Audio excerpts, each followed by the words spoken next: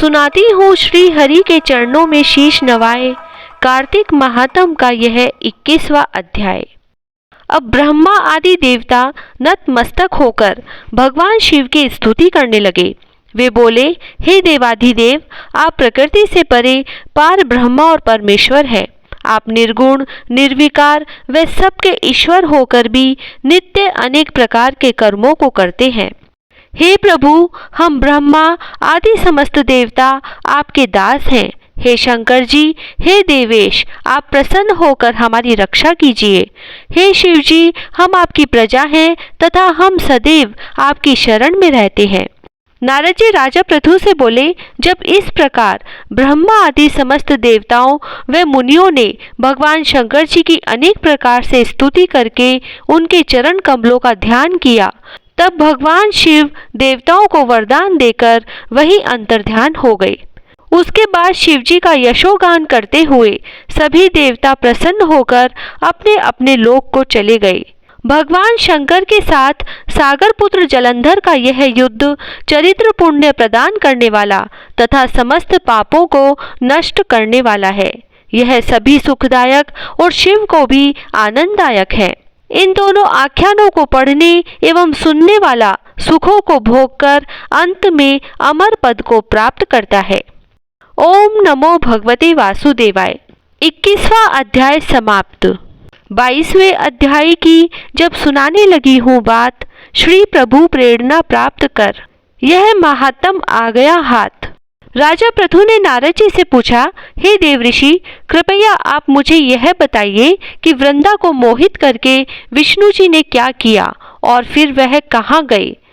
जब देवता स्तुति करके मौन हो गए, तब शंकर जी ने सब देवताओं से कहा, हे ब्रह्मादिक देवताओं, जलंधर तो मेरा ही अंश था, उसे मैंने तुम्हारे लिए नहीं मारा है। यह मेरी सांसारिक लीला थी। फिर भी आप लोग सत्य कहिए कि इससे आप सुखी हुए या नहीं। तब ब्रह्मादिक देवताओं के नेत्र हर्ष से खिल गए और उन्होंने शिवजी को प्रणाम कर विष्णु जी का वह सब वृत्तांत कह सुनाया जो उन्होंने बड़े प्रयत्न से वृंदा को मोहित किया था तथा वह अग्नि में प्रवेश कर परम गति को प्राप्त हुई थी। देवताओं ने यह भी कहा कि तभी से वृंदा की सुंदरता पर मोहित हुए विष्णु उनकी चिता की राख लपेट इधर उधर घूमते हैं। अतएव आप उन्हें समझाइए, क्योंकि यह सारा चराचर आपके अधीन है। देवताओं से यह सारा वृत्तांत सुन शंकर जी ने उन्हें अपनी माया समझाई और कहा कि उसी माया से मोहित विष्णु भी काम के वश में हो गए हैं। परंतु महादेवी उमा त्रिदेवों की जननी, सबसे परे वह मूल प्रकृति परम मनोहर और वही गिरिजा भी कहलाती है। अतएव विष्णु का मोह दूर करने के लिए आप सब उनकी शरण में जाइए। शंकर जी की आज्ञा से सब देवता मूल प्रकृति को प्रसन्न करने चले। उनके स्थान पर पहुंचकर उनकी बड़ी स्तुति की। तब यह आकाशवाणी हुई कि हे देवताओं, मैं ही 3 प्रकार से तीनों गुणों से पृथक होकर स्थित सत्य गुण से गोरा, रजोगुण से लक्ष्मी और तमोगुण से ज्योति रूप हूँ। अतएव अब आप लोग मेरी रक्षा के लिए उन देवियों के पास जाओ, तो वह तुम्हारे मनोरथों को पूर्ण कर देगी। यह सब सुनकर देवता भगवती के वाक्यों का आदर करते हुए गौरी, लक्ष्मी और सरस्वती को प्रणाम करने लगे। सब देवताओं ने भक्ति पूर्वक उन सब देवियों की प्रार्थना की।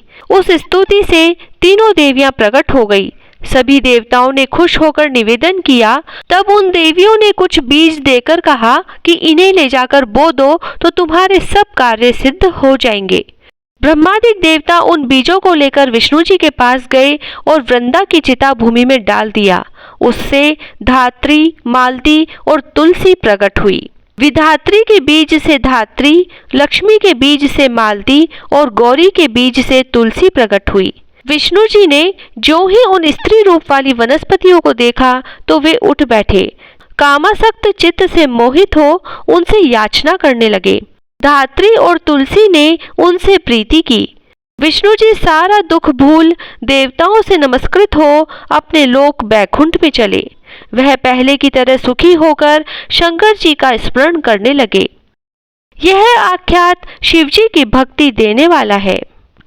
ओम नमो भगवते वासुदेवाय। 22वां अध्याय समाप्त। जय श्री राधे। कार्तिक की कहानी। दो सास बहुएं थी। कार्तिक मास आया तो सास बोली, मैं कार्तिक स्नान के लिए तीर्थ जाना चाहती हूँ। बहू बोली, मैं भी चलूंगी। सास बोली, तू अभी बहुत छोटी है, अभी मुझे जाने दे। सासू तीर्थ गई तो बहू कुमार के से 35 कुंडे ले आई। रोज एक कुंडा भर कर रखती। उधर गंगा में सासू जी की नथ गिर गई। बहू कुंडे में नहाती हुई बोली, सासू नहावे उंडे, मैं नहाऊं कुंडे। इतने में गंगा की धारा कुंडे में आ गई। साथ में सासू जी की नथ भी आ गई। बहू ने नथ पहचान ली और अपनी नाक में पहन ली। महीना पूरा हुआ, सासू जी आई, बहू सामे लेने लगी तो सास नथ देखकर बोली कि तू यह कहाँ से लाई? तो बहू बोली, यह तो मेरे कुंडे में गंगा की धारा के साथ आ गई। पर सास ने कुछ ध्यान नहीं दिया। फिर सास बोली कि मुझे ब्राह्मण भोज करना है। तो बहू बोली कि सासू जी, 2 ब्राह्मण मेरे भी जिमा दो, मैंने भी कार्तिक स्नान किया है। तब सास ने कहा कि तूने कहाँ कार्तिक स्नान किया? तो बहू बोली, ऊपर चलो, मैं आपको बताती हूँ। ऊपर गए तो देखा सारे कुंडे सोने के हो गए। बहू बोली, मैं रोज कुंडा भरकर रखती और सुबह जल्दी उठकर नहाती और उल्टा करके रख देती। तब सासू जी बोली कि बहू, तू तो बहुत भाग्यवान है जो साक्षात गंगा जी तेरे पास आई। तूने श्रद्धा और विश्वास से कार्तिक स्नान किया तो भगवान ने तुझे फल दिया। दोनों सास बहू ने धूमधाम से ब्राह्मण जिमाकर दक्षिणा देकर विदा किया। हे गंगा मैया, जैसे बहू पर कृपा की, उसको कार्तिक स्नान कराया, वैसे हम सबको कराना। तुलसा जी की कहानी। कार्तिक के महीने में सब कोई तुलसा माता को सींचने जाती। सब कोई तो सींच के आ जाती, पर एक बुढ़िया माई आती और तुलसा माता से रोजाना कहती, तुलसा माता सत की दाता, मैं बिड़ला सींचू तेरा, तू कर निस्तारा मेरा। तुलसा माता अड़ुआ दे, लडुआ दे, पीतांबर की धोती दे, मीठा मीठा ग्रास दे, बैकुंठ का वास दे, चटके की चाल दे, पटके की मोत दे, चंदन का काठ दे, झालर की झिनकार दे, साई का राज दे, दाल भात का जीमन दे, 11 का दिन दे, कृष्ण का कांधा दे। इतनी बात सुनकर तुलसा माता सूखने लगी। भगवान ने पूछा कि तुम्हारे पास तो इतनी औरतें आती हैं, तुम्हें जिमाती है, गाती हैं, तो भी तुम कैसे सूखने लगी? तुलसा माता ने कहा कि एक बुढ़िया माई आती है जो रोजाना इतनी बात कहकर जाती है। मैं और तो सब कुछ दे दूंगी, पर आप कृष्ण जी का कांधा कहाँ से दूंगी? थोड़े दिन बाद बुढ़िया माई मर गई। सब कोई उसको उठाने लगे, पर वह इतनी भारी हो गई कि उठे ही नहीं। सब कोई कहने लगे कि पाप घाट की माला फेरती थी जिससे इतनी भारी हो गई।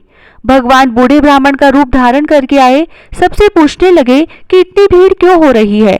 सब बोले, एक बुढ़िया मर गई है, पापनी थी, इसीलिए किसी से नहीं उठती। तब भगवान बोले कि इसके कान में मुझे एक बात कहने दो तो यह उठ जाएगी। सब ने कहा, तू भी अपने मन की निकाल ले। भगवान ने जाकर उसके कान में कहा, बुढ़िया माई, तू बिड़ला सींचे मेरा, मैं करूँ निस्तारा तेरा। बुढ़िया माई अड़ुआ ले, गड़ुआ ले, पीतांबर की धोती ले, पटके की मोत ले, मीठा मीठा ग्रास ले, बैकुंठ का वास ले, चटके की चाल ले, चंदन का काठ ले, झालर की झिनकार ले, साई का राज ले, दाल भात का जीमन ले, कृष्ण का कांधा ले। इतना सुनते ही बुढ़िया माई हल्की हो गई। भगवान उसे कांधे पर ले गए और उसकी मुक्ति हो गई। हे तुलसा माता, जैसा उसकी मुक्ति करी ऐसा हमारी करियो, जैसा उसको कांधा दिया वैसे सबको दियो। विनायक जी की कहानी। एक बुढ़िया माई थी। वह मिट्टी के गणेश जी की पूजा करती थी। वह मिट्टी के गणेश जी रोज बनाती, रोज गल जाते। सामने एक सेठ का मकान बन रहा था तो वह वहां जाकर बोली कि पत्थर का गणेश बना दो। मिस्त्री बोले, जितने में हम तेरा पत्थर का गणेश गढ़ेंगे उतने में अपनी दीवार न चीनेंगे। बुढ़िया बोली कि राम करे तुम्हारी दीवार टेढ़ी हो जाए। अब उनकी दीवार टेढ़ी हो गई। वो बनावे और ढा देवे, बनावे और ढा देवे। इस तरह करते करते शाम हो गई। शाम को सेठ आया और उसने कहा, आज कुछ भी काम नहीं किया। तो मिस्त्री कहने लगे कि एक बुढ़िया आई थी, वो कह रही थी कि मेरा पत्थर का गणेश गढ़ दो। हमने नहीं गढ़ा तो उसने कहा कि तुम्हारी दीवार टेढ़ी हो जाए। जब से दीवार सीधी ही नहीं बन रही। सेठ ने बुढ़िया को बुलवाया और कहा कि हम तुझे सोने का गणेश मढ़ देंगे, हमारी दीवार सीधी कर दो। सेठ ने बुढ़िया को सोने का गणेश मंडवा दिया और सेठ जी की दीवार सीधी हो गई। हे विनायक जी महाराज, जैसे सेठ की दीवार सीधी करी वैसे सबकी करना, कहता न सुनता न हुकारा भरता ने सारे परिवार की रक्षा करना। हे कार्तिक महाराज, सबकी मनोकामनाएं पूरी करना, सबकी रक्षा करना। जय श्री राधे। लपसी तपसी की कहानी। एक लपसी था, एक तपसी था। तपसी तो भगवान की तपस्या करता, लपसी रोजाना 1.25 सेर का हलवा बनाकर भगवान को भोग लगाकर टाली हिलाकर जीम लेता। एक दिन दोनों में झगड़ा हो गया। लपसी बोला मैं बड़ा, तपसी बोला मैं बड़ा, क्योंकि मैं भगवान की तपस्या करता हूँ। नारद जी बोले कि तुम्हारा फैसला मैं करूँगा।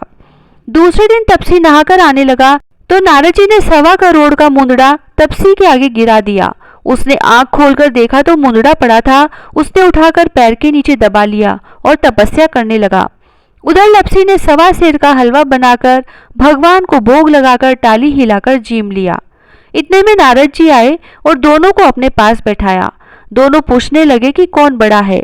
नारद जी ने तपसी से कहा कि अपना पांव हटा। पांव हटाते ही मुंदड़ा निकला। तब नारद जी बोले कि मुंदड़ा चुराने से तेरी तपस्या भंग हो गई है, इसीलिए लपसी बड़ा है। तपसी कहने लगा कि मुझे मेरी तपस्या का फल कैसे मिलेगा। नारद जी बोले कि तेरी तपस्या का फल कार्तिक नहाने वाली देंगी। सब कहानी कहकर तेरी कहानी नहीं कहेंगी तो कार्तिक का फल तुझे हो जाएगा। धोती देकर अंगोछा नहीं देंगी, सीधा देकर दक्षिणा नहीं देंगी, ब्राह्मण जिमाकर दक्षिणा नहीं देंगी, दीवा चासकर हाथ न जोड़े तो तेरा पुण्य होगा। कपड़ा दे के बटन न लगावे, दाहिने हाथ नाड़ा बांधे तो सबका फल तुम्हें हो जाएगा। और इतना कहकर नारद जी चले गए। लपसी को फल लपसी ने हो जो, तपसी को फल तपसी ने हो जो, माँ की कथा कहानी को फल माँ ने हो जो। पीपल पथवारी की कहानी।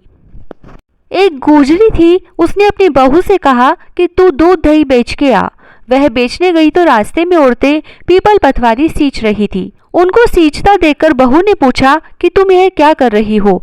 औरतें बोली कि हम पीपल पथवारी सींच रही हैं, इससे अन्न और धन होता है, 12 वर्ष का बिछड़ा हुआ पति मिल जाता है।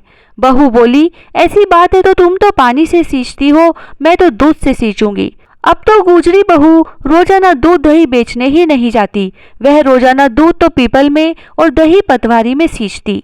सास दूध दही का दाम मांगती तो कह देती कि महीना पूरा हो जाने पर दे दूंगी। कार्तिक का महीना पूरा हो गया, पूनम का दिन आया। बहू पीपल पटवारी के पास जाकर बैठ गई।